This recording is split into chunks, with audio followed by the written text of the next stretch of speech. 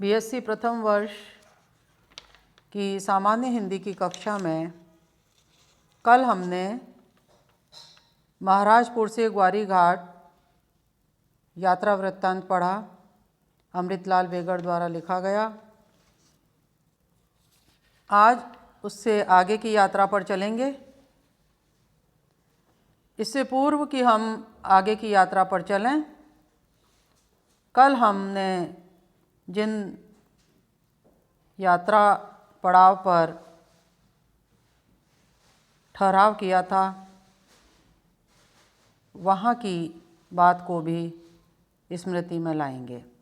मैं डॉक्टर विनीता कौशिक, सह आचार्य हिंदी, जानकी देवी बजाज, राजकीय कन्या महाविद्यालय कोटा, बीएससी प्रथम वर्ष की सामान्य हिंदी की कक्षा में आप सभी का पुनः स्वागत। महाराजपुर से ग्वारी घाट जो हम पढ़ रहे हैं, लेखक ने सदा नीरा नर्मदा की निर्जला, नीरव, मूक हो जाने की पीड़ा व्यक्त की है। पानी चट्टानों को कैसे तराशता है, कैसे चट्टानों में बड़े बड़े सुराख कर देता है। लेखक ने लिखा है कि एक सुराख से हम दूसरे सुराख से निकले और बताते हैं कि अच्छे अच्छे तैराक भी अनजान पानी में नहीं उतर पाते। लेखक अपनी यात्रा का आरंभ 27 मई 1980 को महाराजपुर मंडला से चले और गर्मी अधिक होने के कारण मानादेही में ही रुक गए। पुरानी स्मृतियों में जाकर नर्मदा का छलकता चौकड़ी भरता रूप याद करते हैं। मानादेही से लेखक दहकती गर्मी में भुजभुजिया पहुँचे, जहाँ रात में सांप दिखाई दिए। सांपों की दहशत से सो नहीं पाए। भुजभुजिया से चलकर भरी दोपहरी में लेखक घाघा पहुँचे और गांव न जाकर नदी किनारे एक पेड़ के नीचे रुके। घाघा के पास ही दूसरा गांव है घाघी। लेखक वहां नर्मदा तट पर गए। स्मरण रहे लेखक अमृतलाल वेगड़ के साथ उनके मित्र यादवेंद्र भी हैं। घाघी में नर्मदा की धारा टूट गई थी। नर्मदा अज्ञातवास में चली गई थी।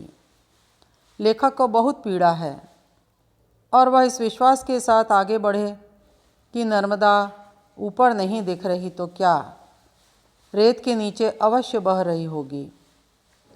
लेखक का अगला पड़ाव बुदेहरा था। नर्मदा की धारा यहाँ भी टूटी हुई थी।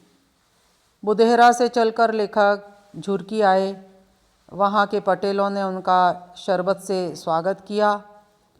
झुरकी के पास ही बरगी में एक विशाल बांध बन रहा था।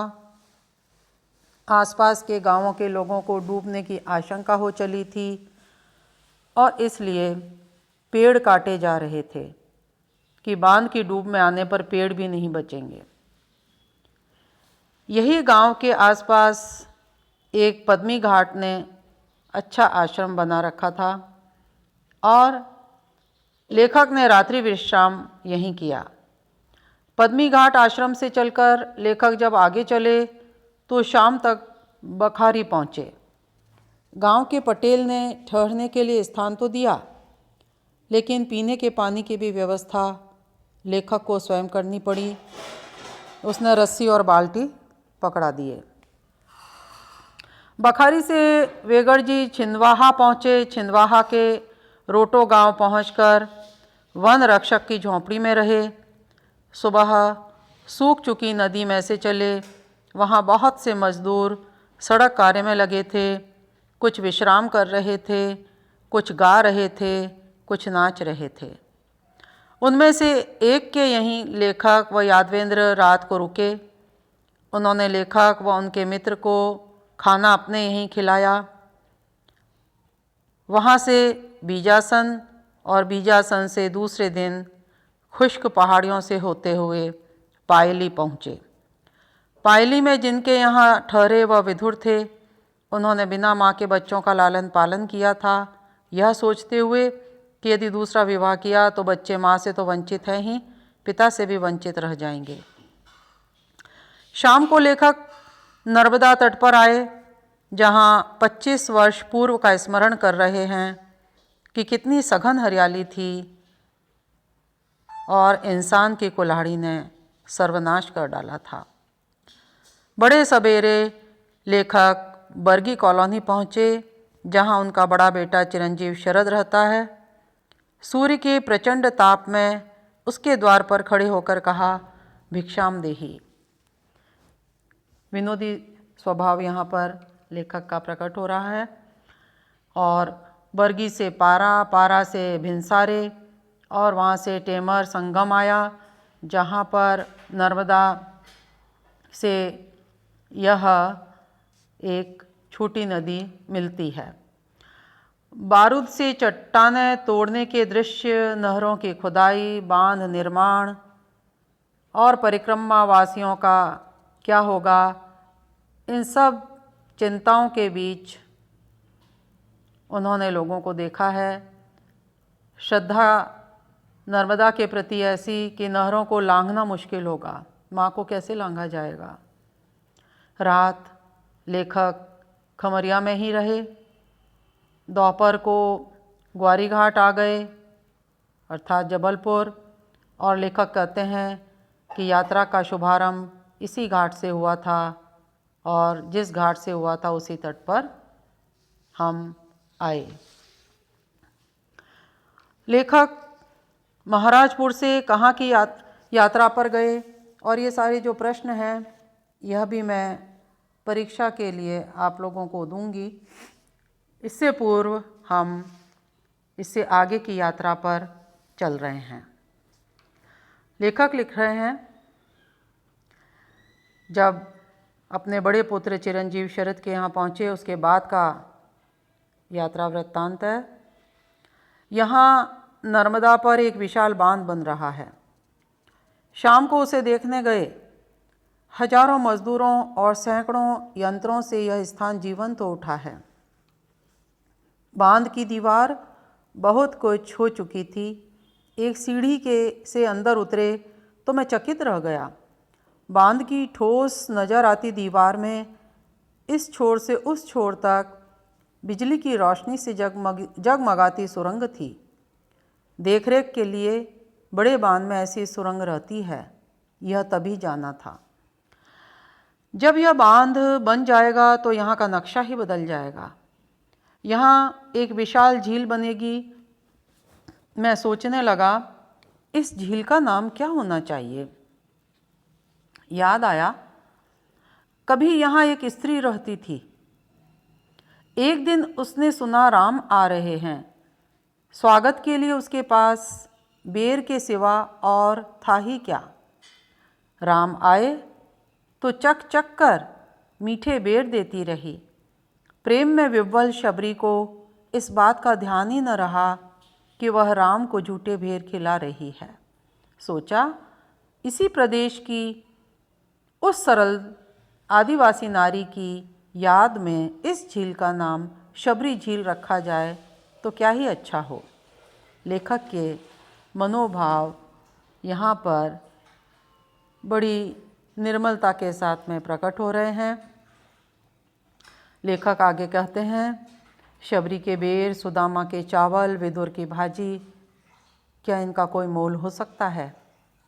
महत्व इस बात का नहीं कि हम क्या दे रहे हैं, महत्व इस बात का है कि हम जो दे रहे हैं उसमें अपना हृदय उंडेल रहे हैं या नहीं। यहाँ से पारा पास ही है, पारा स्थान का नाम, पर गांव की गलियां भी गईं तो रात यहीं रह गए। भिनसारे चल दिए। आगे टेमर संगम पड़ा। टेमर किस ठस्से के साथ नर्मदा से मिल रही थी। इस सूखे में भी उसमें पानी था। संगम में देर तक स्नान करते रहे। तभी आकाश में बादल घिर आए, बूंदाबांदी होने लगी। मैं बहुत खुश हुआ। सोचा, आज त्रिवेणी स्नान हुआ। 2 धाराएं पहले से ही थीं और तीसरी ऊपर से आ मिली। जब से बर्गी कॉलोनी से चले हैं तब से एक नया दृश्य बराबर देखने को मिल रहा है। बारूद से चट्टानें तोड़ी जा रही हैं, बड़ी बड़ी नहरें खोदी जा रही हैं। बांध के बन जाने पर यह नहरें खुशहाली की सौगात लाएंगी। सारा इलाका धन धान्य से लहलहा उठेगा। लेकिन परकम्मा वासियों का क्या होगा? नदी के दोनों ओर जब इन नहरों का जाल दूर दूर तक फैल जाएगा और उनमें नर्मदा जल प्रवाहित होगा, तब परकम्मा वासी भारी संकट में पड़ जाएंगे। इन नहरों को लांघा जाए या नहीं, क्योंकि यहाँ श्रद्धा है, अटूट श्रद्धा है माँ नर्मदा के प्रति। उसी को अभिव्यक्त करते हुए लेखक कह रहे हैं कि लोगों के अंदर इतनी श्रद्धा है कि वह नहरों को लांघ ही नहीं पाएंगे। उसके ऊपर जो छोटे छोटे पुल बना दिए जाते हैं यहाँ से वहाँ दूसरे गांव जाने के लिए, वह कैसे संभव हो पाएगा? क्या लोग ऐसा कर पाएंगे? नहरों को लांघना नर्मदा जैसा होगा। नहीं लांघने पर इतना बड़ा चक्कर लगाना पड़ेगा कि वह फिर नर्मदा परिक्रमा ही नहीं रहेगी। तब क्या किया जाए?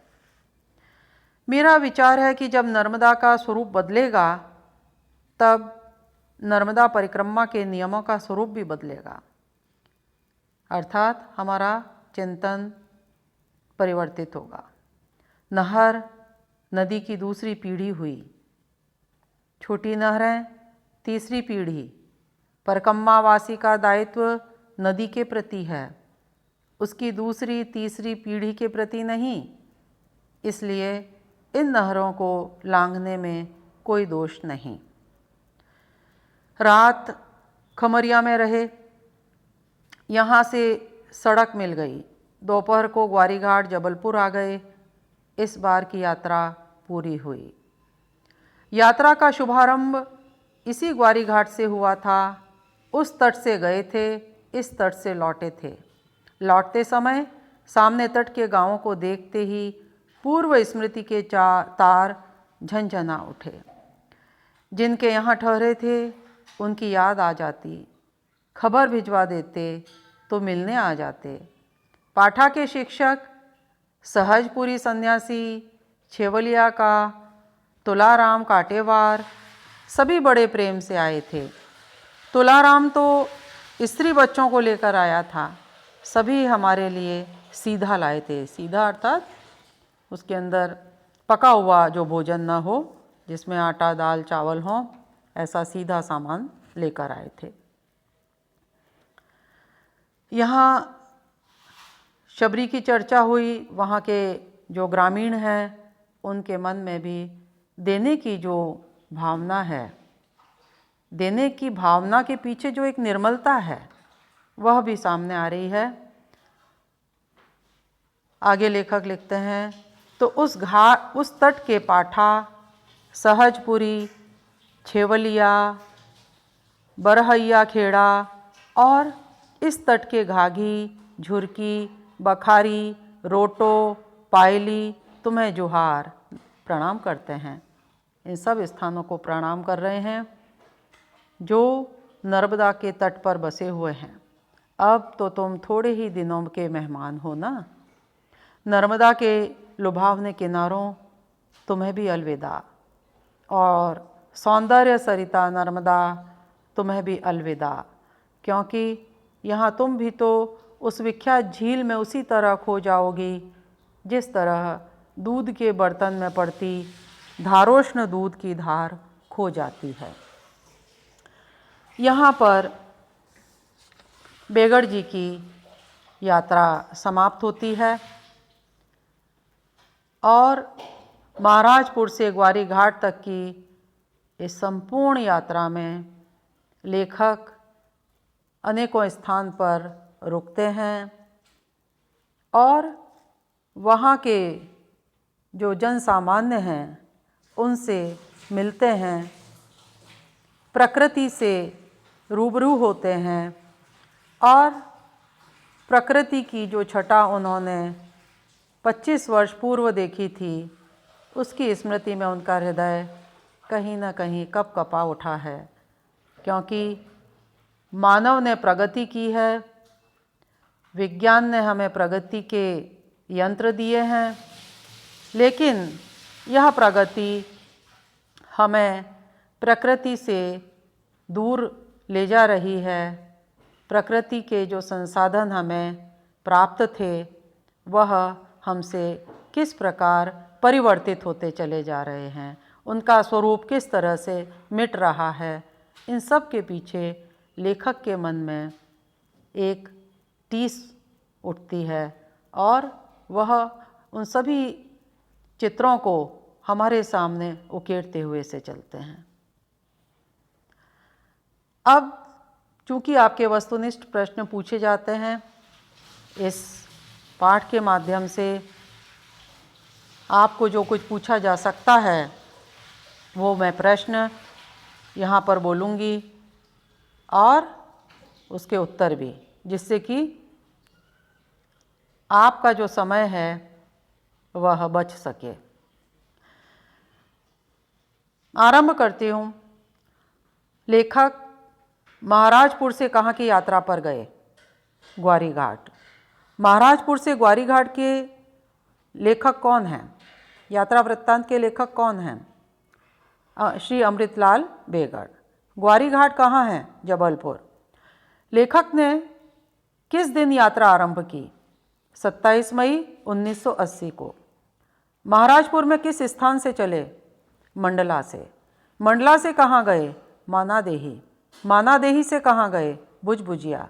सांप कहाँ दिखाई दिए? भुजभुजिया में। भुजभुजिया से चलकर लेखक कहाँ पहुँचे? घाघा। घाघा के सामने कौन सा गांव है? घाघी। लेखक अमृतलाल बेगड़ के साथ उनके मित्र का नाम बताएं। यादवेंद्र। घाघा से आगे का पड़ाव कौन सा था? बुदेहरा। बुदेहरा से चलकर लेखक कहाँ पहुँचे? झुरकी। लेखक को पटेलों ने प्रागैतिहासिक शरबत कहाँ पिलाया? झुरकी में। झुरकी के पास ही एक विशाल बांध कहाँ बन रहा था? बरगी में। बरगी से चलकर लेखक कहाँ पहुँचे? पद्मी घाट आश्रम पर। पद्मी घाट से कहाँ गए? बखारी। लेखक को पानी की बाल्टी और रस्सी किस गांव में पकड़ाई गई? बखारी में। बखारी से लेखक कहाँ गए? छिंदवाहा। वन रक्षक की झोंपड़ी कहाँ थी? रोटो में। रोटो से कहाँ होते हुए पायली पहुँचे? बीजासन होते हुए। पायली में लेखक कहाँ ठहरे? विधुर के यहाँ। पायली से लेखक कहाँ गए? बरगी कॉलोनी। बरगी कॉलोनी में कौन रहता था? लेखक के पुत्र शरद। बरगी से लेखक कहाँ कहाँ गए? पारा। पारा से भिनसारे। भिनसारे से टेमर संगम में नहाए और भिनसारे से लेखक कहाँ आए? खामरिया। खामरिया से कहाँ आए? ग्वारी घाट जबलपुर। एक तट से चलकर दूसरे तट पर आकर वहीं यात्रा समाप्त हो गई जहाँ से चले थे। तो यह जो चैप्टर था आपका महाराजपुर से ग्वारी घाट, यह समाप्त होता है। कल हम महादेवी वर्मा का एक रेखा चित्र है भक्तिन, वह पढ़ेंगे, समझेंगे। आज के लिए इतना ही। बहुत बहुत धन्यवाद।